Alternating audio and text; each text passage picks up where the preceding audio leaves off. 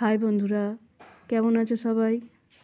এইটা বেগরি সিদ্ধেশ্বরীতলা সিদ্ধেশ্বরী মাতার মন্দির। আমি এই মন্দিরের কাছাকাছি সপ্তাহে 2 দিন যাই যোগা ক্লাসে, কিন্তু মায়ের মন্দির দর্শন করতে আর যাওয়া হয় না। শীতকালের বেলা এতই ছোট, ক্লাস শেষ হতে করতে প্রায় সন্ধে হয়ে যায়, বাড়ি ফিরতে হবে, তাই যাওয়া আর হয় না।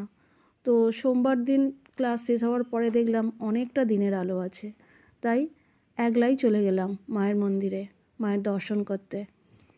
মায়ের দর্শন করলাম আর একটু ভিডিও করলাম। তোমরা তো জানোই এটা আমার একটা নেশা, যেখানেই যাই না কেন ভিডিও করি। এই সিদ্ধেশ্বরী মাতার খুব নামডাক আছে, এখানকার লোকজন খুব মানে মাকে। মায়ের বাৎসরিক উৎসব হয় 1 জানুয়ারি, কল্পতরু উৎসব। প্রচুর লোক আসে এখানে, মায়ের গান হয়, ভোগ বিতরণ হয়, প্রচুর লোক এখানে ভোগ খেতে আসে। আমরাও যাই, প্রতি বছর যাই সে কথা বলবো না, কারণ আমাদের বাড়ি থেকে অনেকটা দূর।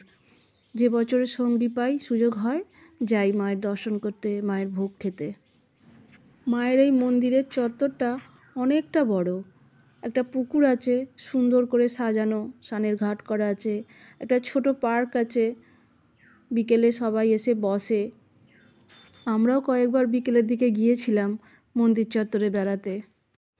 মায়ের মন্দির তো আছেই, শিব মন্দিরও আছে।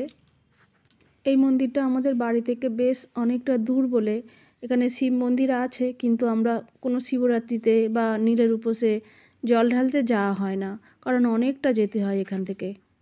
এখানে নন্দীরাজের স্ট্যাচু করা আছে, আর ঠিক তার সামনেই আছে বাবা ভোলেনাথের মন্দির।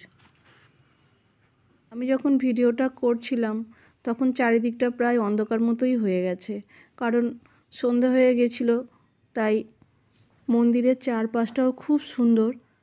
অন্ধকার বলে আমি ভিডিও করতে পারিনি।